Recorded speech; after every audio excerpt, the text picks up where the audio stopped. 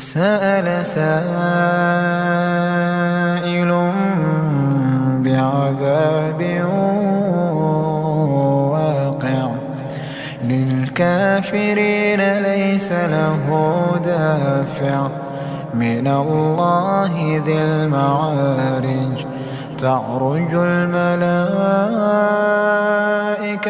والروح إليه في يوم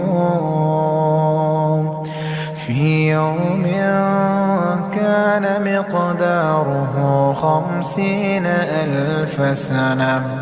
فاصبر صبرا